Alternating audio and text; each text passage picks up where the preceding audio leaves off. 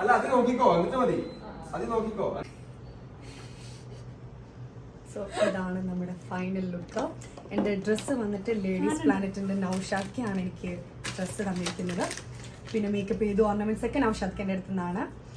Makeup ചെയ്തത് Nissan make overs. അപ്പം എനിക്ക് ഭയങ്കര ഇഷ്ടമായി ലുക്ക്. നാച്ചുറൽ മേക്കപ്പ് ആണ്.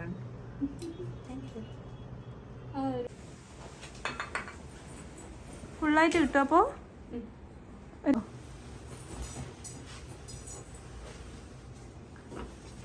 ഇതെങ്ങനെയൊക്കെയാണ് കണ്ടടിച്ച് ഇവിടേക്ക്. ഓക്കെ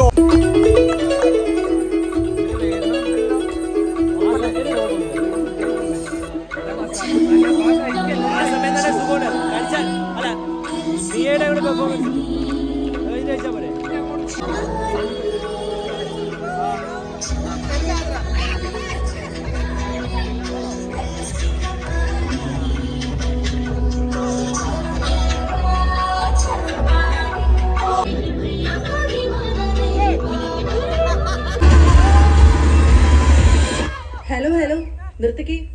അങ്ങനെയാണ് കല്യാണത്തിൽ നിന്ന് ഉഴപ്പി നടന്നിട്ടുണ്ടെങ്കിലേ അതിനൊക്കെ ഒരു കാരണമുണ്ട് കേട്ടോ. എന്ത് കാരണം?